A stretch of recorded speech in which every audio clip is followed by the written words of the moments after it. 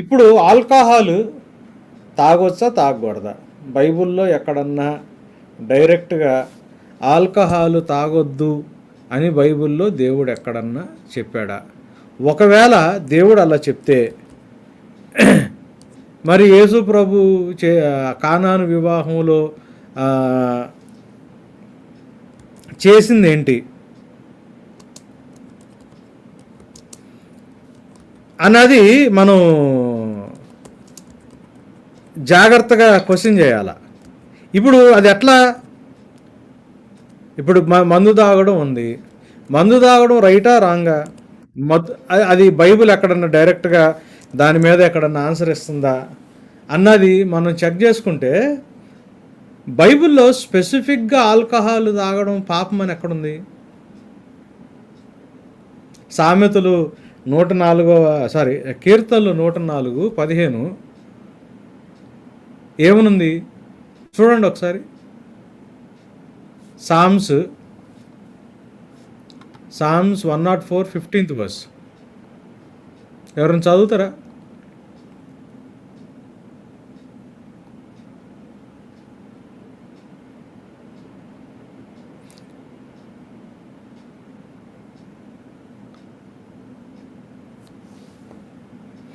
అందుమూలమున భూమిలో నుండి చదవండి. అందుమూలమున భూమిలో నుండి ఆహారమును, నరుల హృదయమును సంతోషపెట్టు ద్రాక్ష రసమును, వారి ముఖములకు మెరుగునిచ్చు తైలములను, నరుల హృదయమును బలపరచు ఆహారమును ఆయన పుట్టించున్నాడు. ఎవరు పుట్టించారు? మీరు ఇక్కడతో గబాలను లైవ్ ఆపేసుకుని వెళ్ళి దయచేసి మందు షాప్కి వెళ్ళొద్దు, నేను దాన్ని సపోర్ట్ చేసి మాట్లాడట్లేదు. నేను దాన్ని సపోర్ట్ చేసి మాట్లాడట్లా. మనం దీన్ని పూర్తిగా వినటానికి ప్రయత్నం చేద్దాం. ఎవరన్నా అంటే ఇప్పుడు సోషల్ మీడియా వచ్చిన తర్వాత ఉన్న ప్రాబ్లం ఏంటంటే ఇంతవరకు కట్ చేసి ఇదిగో బైబిల్లోంచి తీసి తాగమని చెబుతున్నాడు అని చెప్పి ఎవరిని వాడతారేమో, నేను అట్లా చెప్పట్లా. కానీ బైబిల్లో ఏమనుందో చూద్దాం.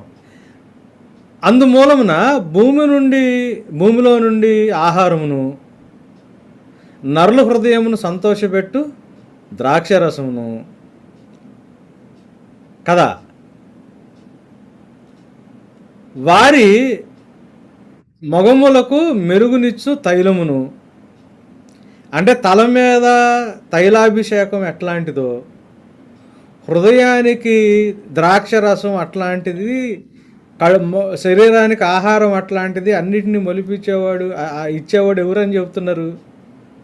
దేవుడు అని చెప్తున్నాడు కదా. ఫస్ట్ తిమోతికి రాసిన మొదటి పత్రిక 5వ అధ్యాయం 23వ వచనంలో, తిమోతికి రాసిన మొదటి పత్రిక 5వ అధ్యాయం 23వ వచనం ఏముంది? ఆయనకి అల్సర్ ఉంటుంది తిమోతికి. సో పాల్ ఏమని చెప్తున్నాడు? ఇక మీదట నీళ్ళ త్రాగక నీ కడుపు జబ్బు నిమిత్తము, ఉట్టి నీళ్ళ తాగబాకరా బాబు, నీ కడుపు జబ్బు నిమిత్తము తరచుగా వచ్చు బలహీనతల కొరకును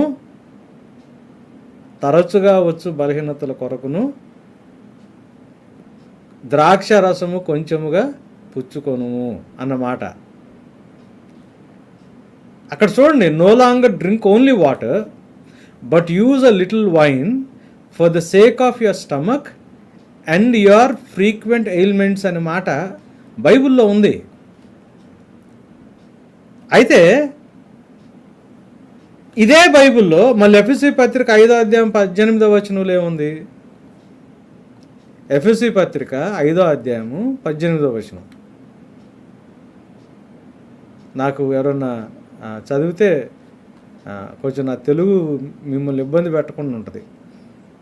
మరియు మద్యముతో మత్తుల ఎండకుడి, దానిలో దుర్వ్యాపారం కలదు.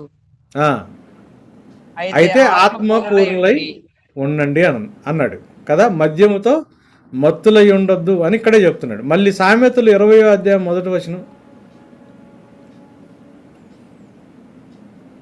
సామెతలు 20 అధ్యాయం 1వ వచనం, ద్రాక్షరసము వెక్కిరింతల పాలు చేయును, మద్యము అల్లరి పుట్టించును, దాన్ని వశమైన వారు జ్ఞానము లేనివారు. ఇక్కడ మీరు జాగ్రత్తగా గమనించండి, దాని వశమైన వారు, దాని వశమైన వారు. ఇందాక అవసరాన్ని పట్టి తీసుకోవడం గురించి ఒక మాట రాశాడు, ఇక్కడేమో దానికి బానిస అయిపోతున్న మాట ఇంకొకటి రాసుకుంటూ వచ్చాడు కదా. గలతీ పత్రిక 5వ అధ్యాయం 21వ వచనంలో, గలతీ పత్రిక 5వ అధ్యాయం 21 ఏమనుంది చదువుతారా?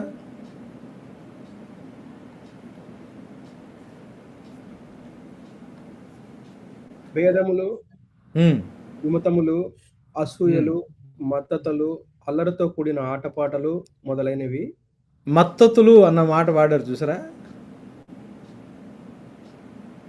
డ్రంకడ్నెస్ అని, అంటే తాగి మత్తులో ఉండే పరిస్థితులు.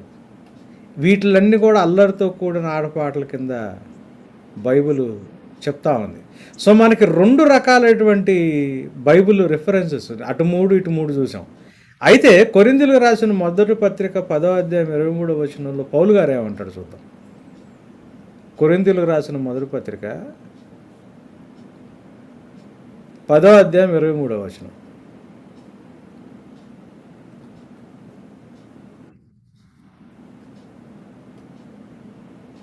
అన్ని విషయములందును నాకు స్వాతంత్రము కలదు, కానీ అన్నీయు చేయదగినవి కావు. ఇది ఎంత beautiful. All things are lawful, lawful అంటున్నాడు ఇంగ్లీష్లో, but not all things are helpful. Lawful things వేరు, చట్టపరంగా నాకు అనుమతి ఉండటం వేరు, స్వాతంత్రం ఉండటం వేరు, నాకు ఉపయోగపడేది వేరు, క్షేమాభివృద్ధి కలుగు చేసేది వేరు.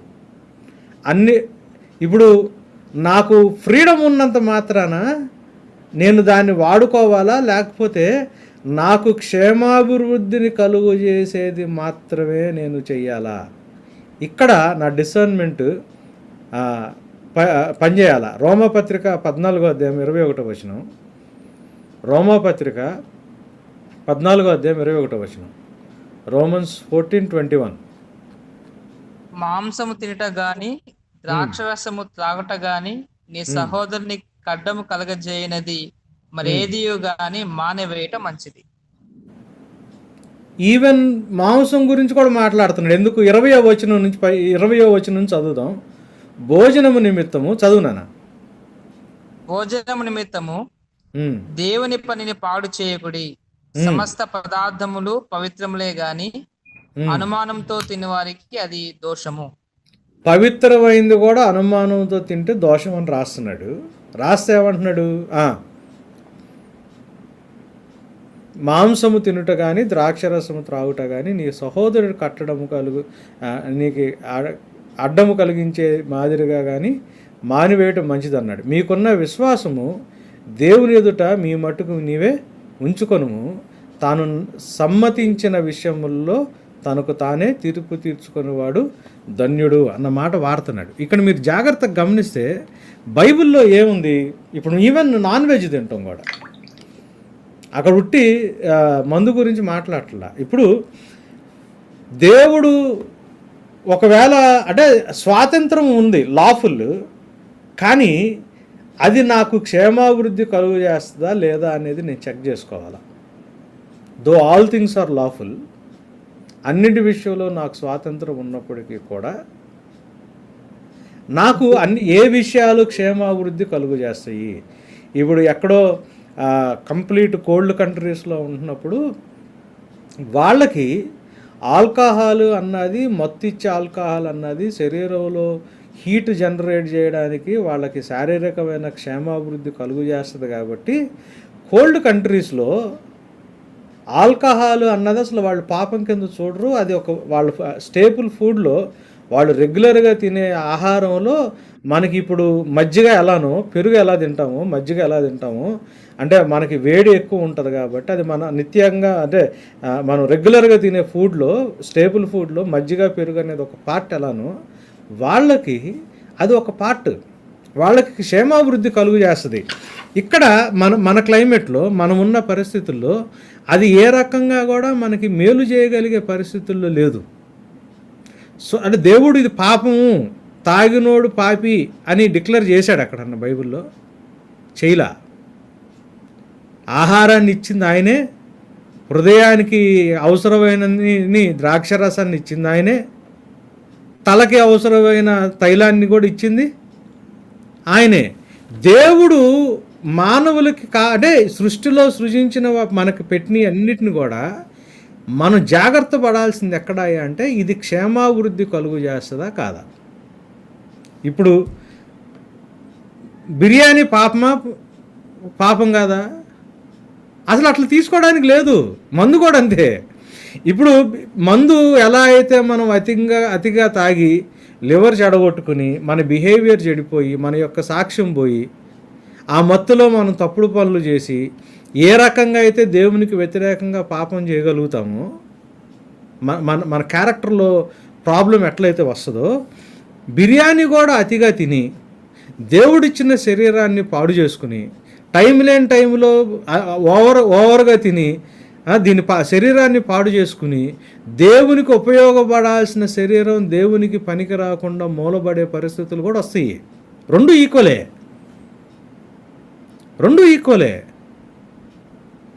దేవుడు ప్రతి దాంట్లో స్వాతంత్రం ఇచ్చాడు.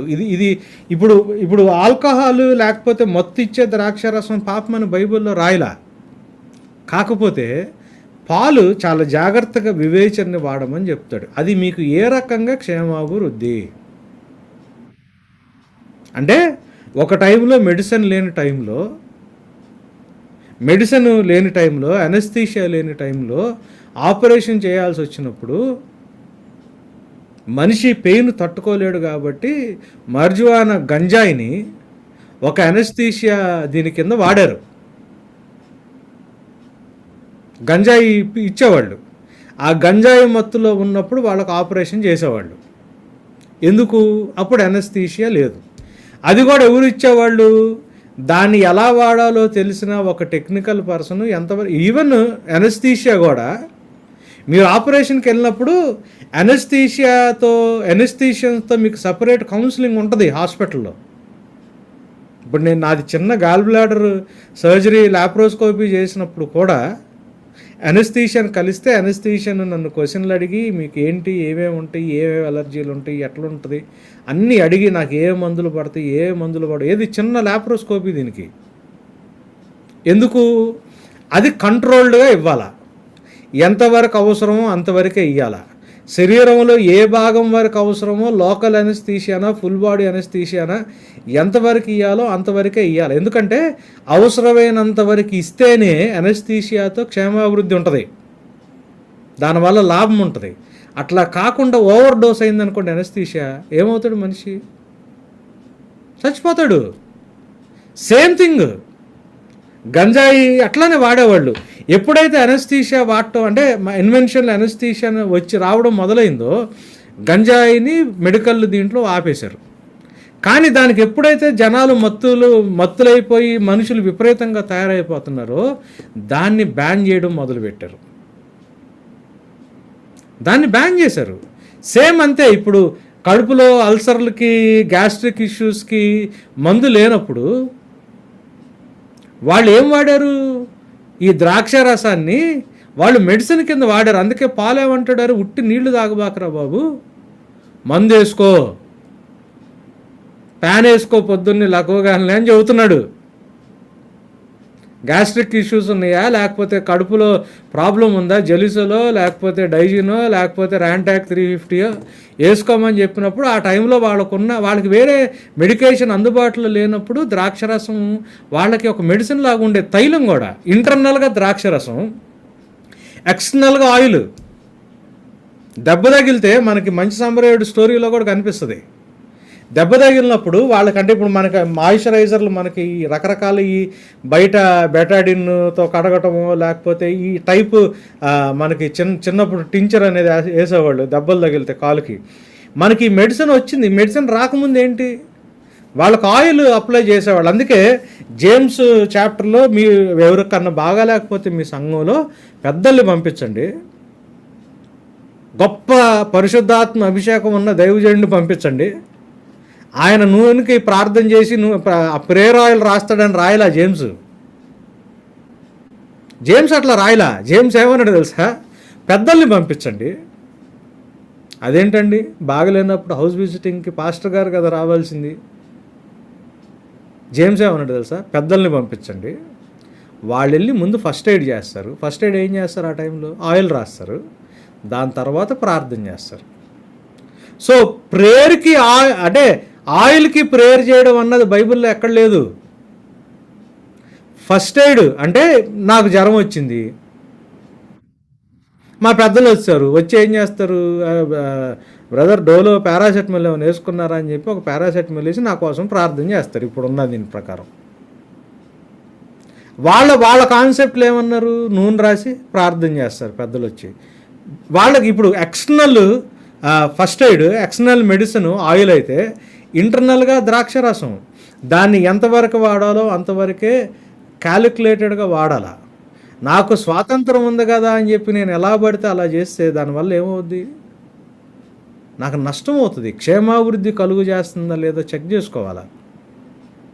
ఇప్పుడు మనం ఏం చేస్తున్నాము? వివేచన అన్నది ఇప్పుడు మన భారతదేశంలో కూడా అతి అతి అతి రేరెస్ట్ థింగ్ ఏంటంటే కామన్ సెన్స్.